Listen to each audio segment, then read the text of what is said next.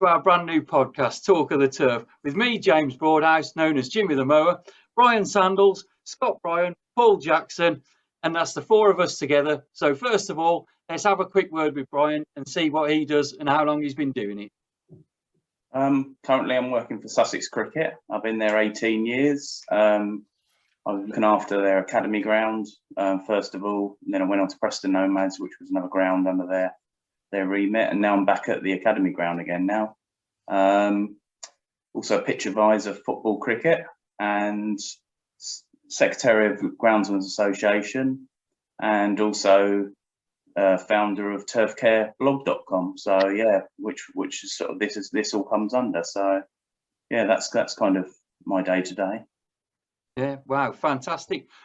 That is absolutely great. Right then, Scott, over to you. Who are you and what do you do? I'm Scott, and I manage a small site in Peterborough on behalf of Neam Park Trust. I'm a former deputy grounds manager at a public school, and I've been in the industry for getting on 13 years now. Interesting. 13 years, it's a long time. I don't think it's quite as long as Paul, so we'll just have a quick word with Paul. And hello there, Paul. Who are you and what do you do? I'm Paul Jackson. I'm an ECB pitch advisor for Northumberland Cricket Board.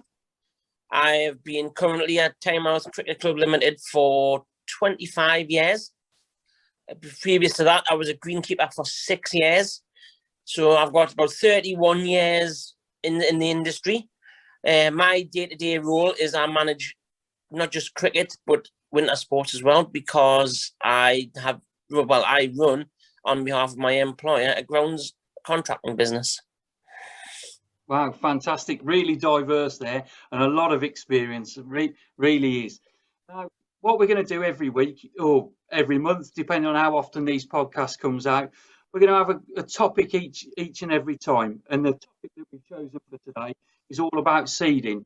We're in the early part of the season. Well, certainly for me as an amenity grounds like grass cutter, we're in the early part of the season. I know for the guys on cricket and winter pitches, it's, start to middle of their seasons and some of them coming towards the end. So we're always seeding throughout the season. So we'll talk about that today. Now, first of all, it's been a bit chilly out there today. I've been mowing. It was about 7 degrees this morning when I was out and about. Is that too cold to seed, or can you do it now, Brian? Yeah, you can do it now. It's just a lot slower, and it's about more of an average, really, temperatures. You've got the night temperatures to consider. Down here, it's not too bad. They say around 5, 6 is when it starts to get moving. Yeah. But then so is that 5 or 6 degrees average, or do you need 5 or 6 degrees overnight temperature? I think it's kind of an average. I think, not quite sure, but yeah, Paul probably know. But yeah, that's sort of average. At the moment, it's just sitting in the ground. I've had some seed down for 3 weeks now. The moisture's there.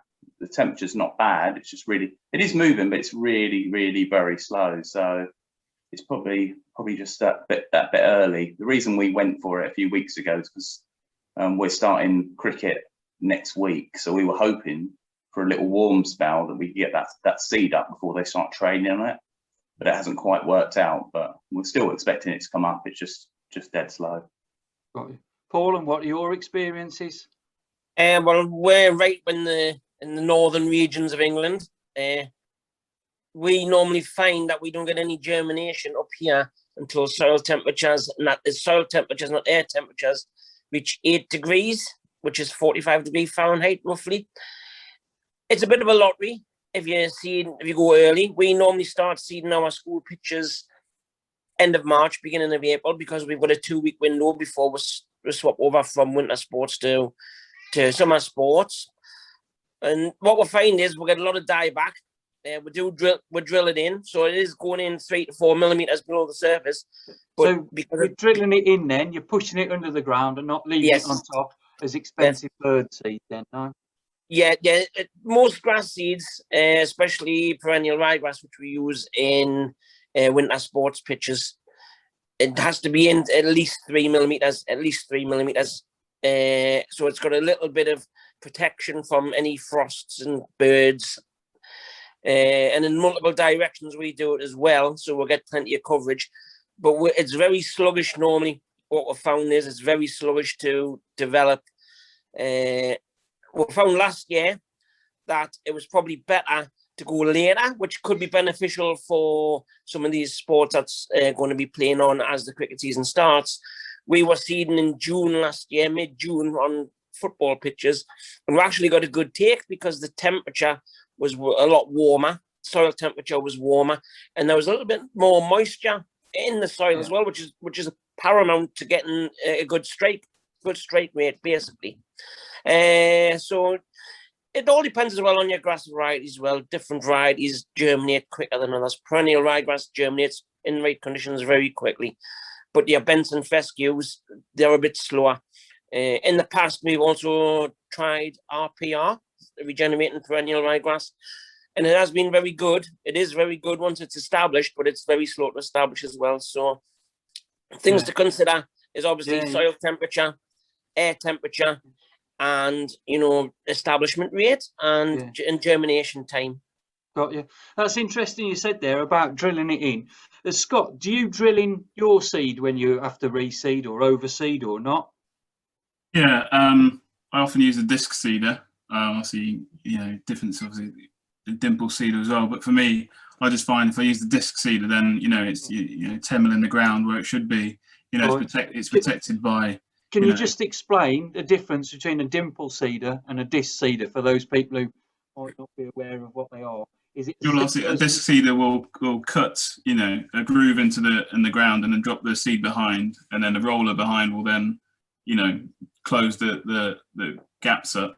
A dimple seeder will just, you know, create dimples, and then, you know, the seed will drop in, which will be a lot better in terms of like spacings, because on a disc seeder, you know, you probably have to go over an area 3 or 4 times to decrease, you know, the seeding.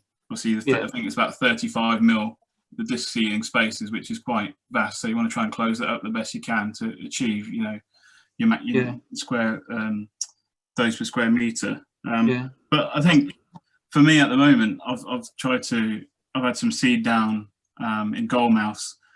So I put a little bit of top dressing down, and, you know, just try to use a bit of old scaffolding net to try and like keep the birds off and you know, keep the temperatures there a little bit. I think 6 degrees, I think it will germinate, but it'll take a long time, you know. So I think what Paul was saying was like 8, you know, 10 degrees soil temperature is ideal.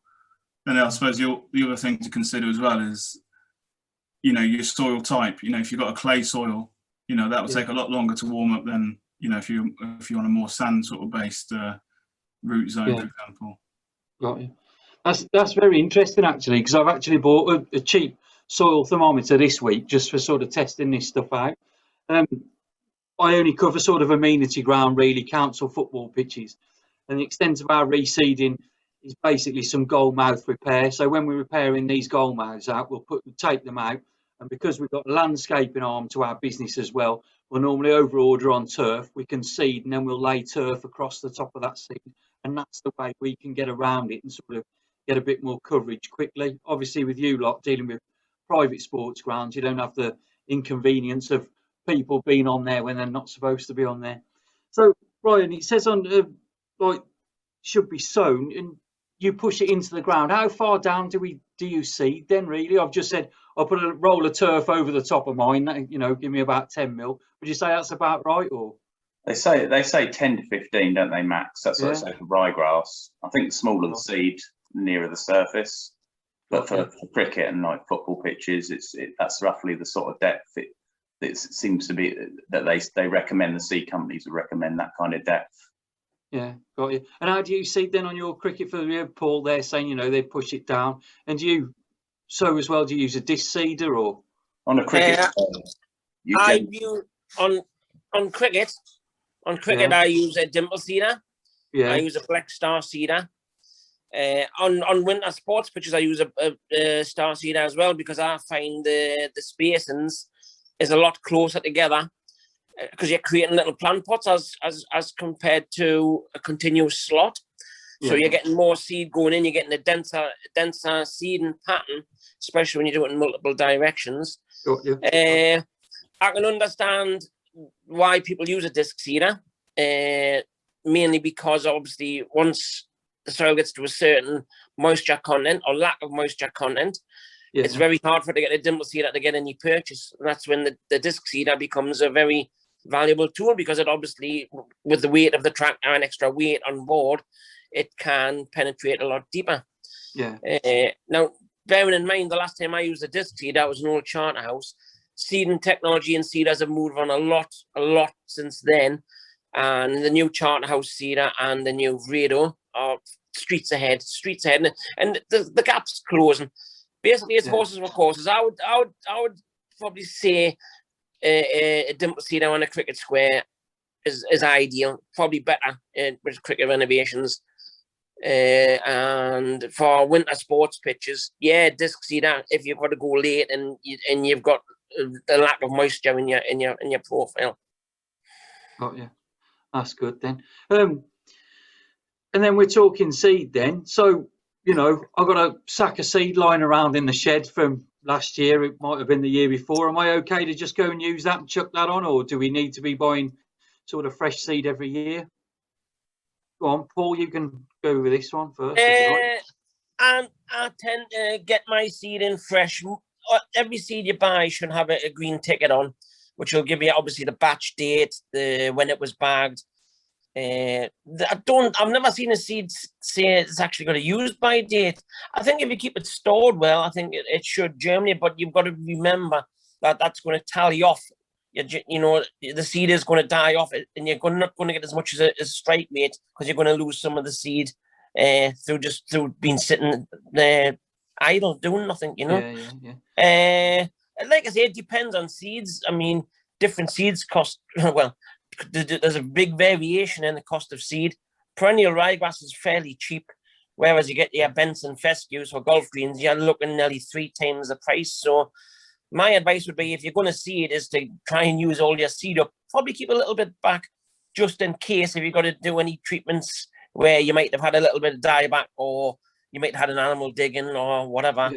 But try and use your seed as soon as you can, and use your stock, and then replenish your stock later on. That's what I would advise. There you go. Good stock rotation. How about you then, Scott? I presume you've got good stock rotation where you are. I mean, I usually, like Paul, buy in what I need at the time, and then leave a little bit behind for just, you know, goldmouth repairs, or, you know, obviously chafer damage or leather jacket damage from, you know, crows or anything like that. You know, because I think I've always been in the understanding that, you know, if you store bags, you know, for years on end, they lose like 10% of germination rate each year.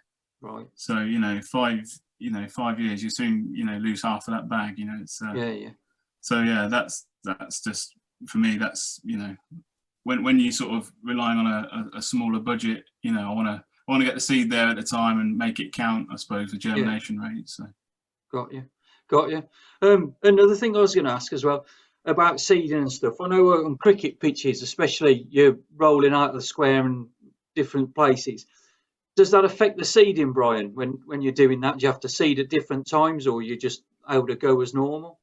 Yeah, well, I put some seed in again. I would just play with these things. So I put some in a few weeks ago. I thought if it strikes, it does. If not, I'll do it again later. But again, it's barely moved. So if I was going to fit it in and someone recommended someone, I'd say do it in the later stages of pre-season rolling. Sort of not when it's too dry, but just at the later point rather than at an early point. Because if it comes up and you're on the fully ballast weight, it's really not going to do the new seed any good. So I'd do it nearer the end and rather than the start. It soon comes, you know, at the right time, it will just shoot up at the right time. And otherwise it will just sit in the ground. You know, you try and force it too early, it will just sit in the ground there and do nothing anyway. So you just get the majority of rolling done. Except you got a few ends or something, you could do them, try and pre-season roll round them a bit if you only got 1 or 2. Right. Yeah. So it's interesting. So leading on from that, then, say for Scott there, do you ever like pre-germinate any of your seeds? I've seen that done when I've visited some of the larger football clubs and stuff. Does that sort of cascade down to lower levels? Do we do that sort of thing or not?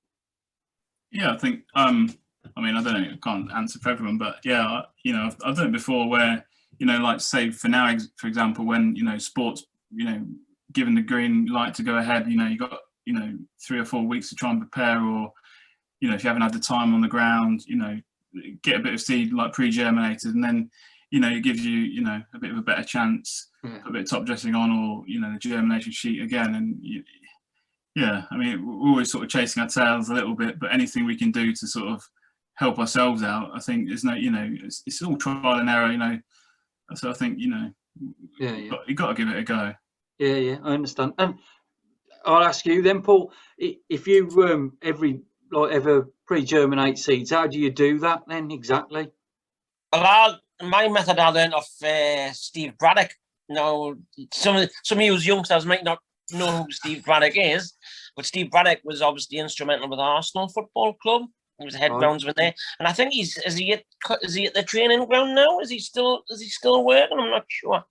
But his method was quite simplistic, really. I mean, it was a bucket with seed in, and you watered the seed and turned it, and put a cloth over the top of it, and left it in the boiler house. And then you went back every day and just turned it and watered it.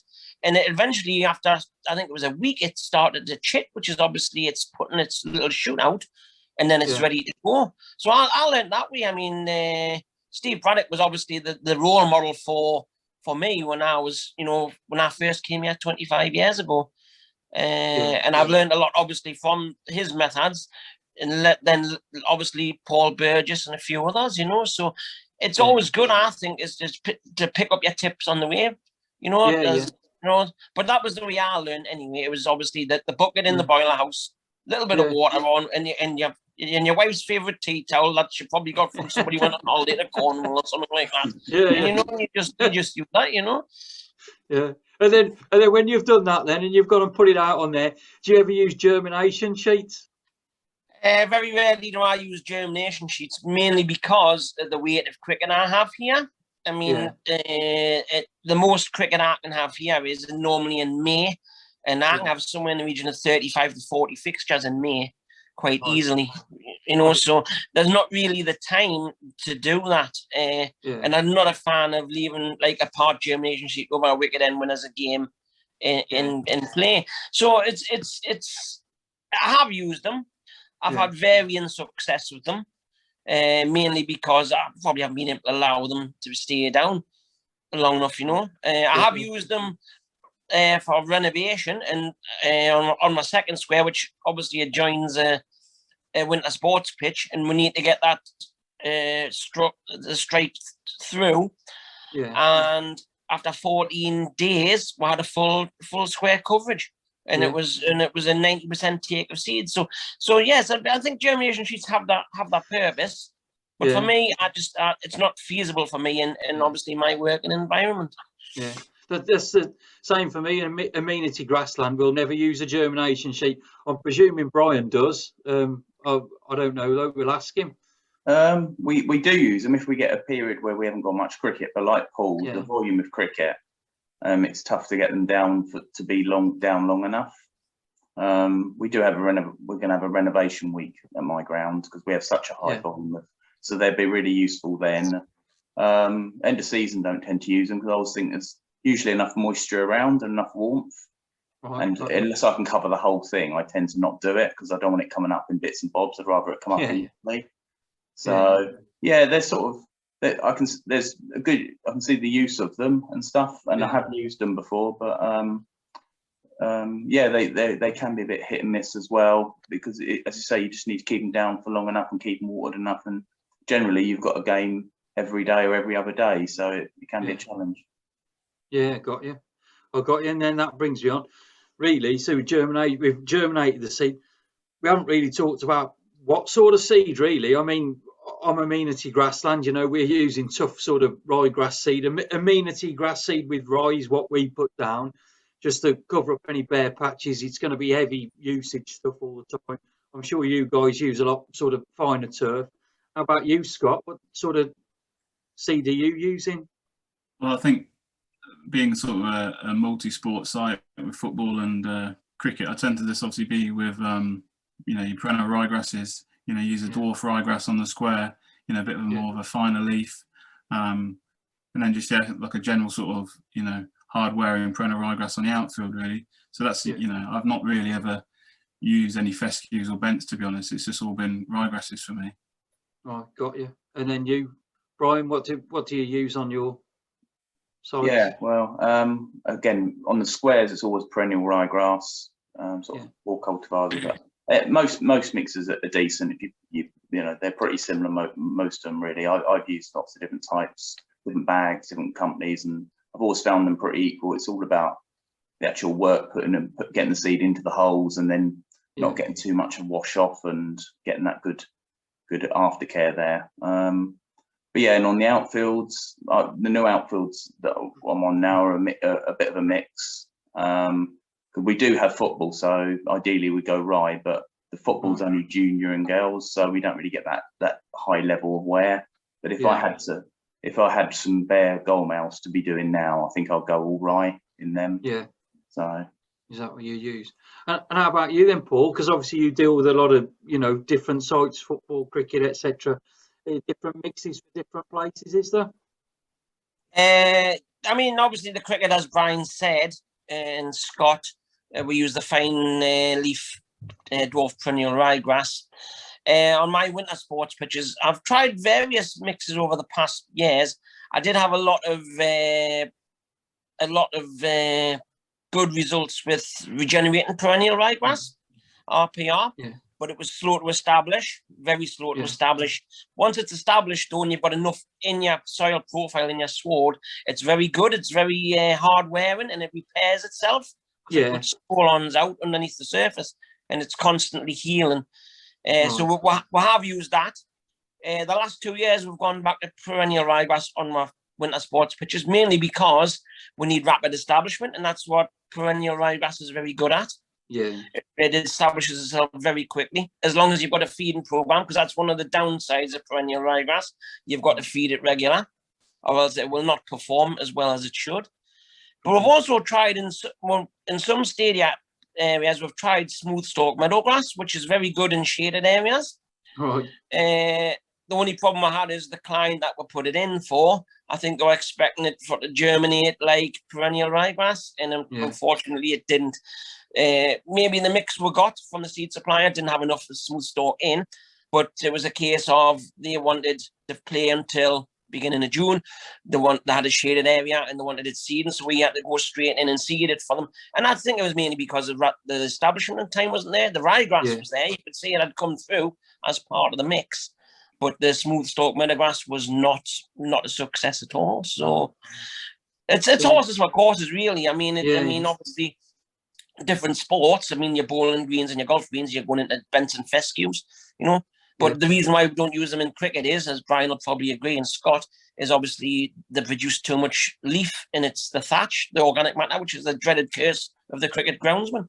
You know, we need a plant. We need something that's fast to establish.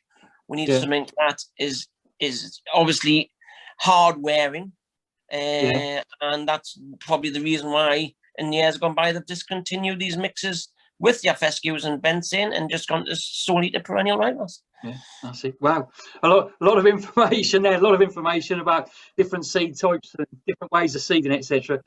Fantastic to talk to you all. I really enjoyed it, and it's going to take me a while to sift through all that and work out what's what. Now I can sort of move forward myself and improve my reseeding game.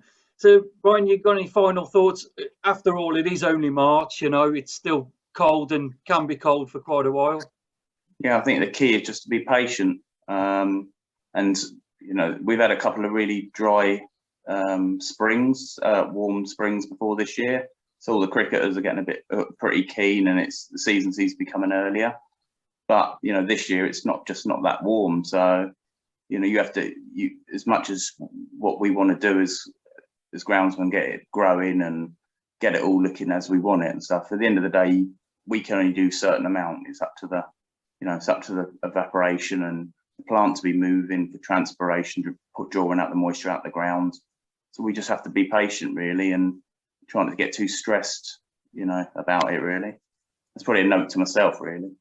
Yeah, it is. I think we all get stressed. We all feel that we're under pressure, and you know, we can only control the things that we can control. If it's not warm enough, if it's not moist enough, we can't do that, can we? We've got to play the hand that we dealt, really. So that's it. But with all the information we've got from, you know, this short podcast here, there's a lot to digest there and a lot to think about. So I'd like to thank you all for that. And basically that's drawn to a close. So hopefully we'll be able to do this again. It's been fantastic to talk to you all. If anybody's listening to this and they want us to discuss something, they can send an email to Brian there at Turf Care Blog, and I'm sure he'll sort that out for you. But thanks, guys. I really appreciate it. And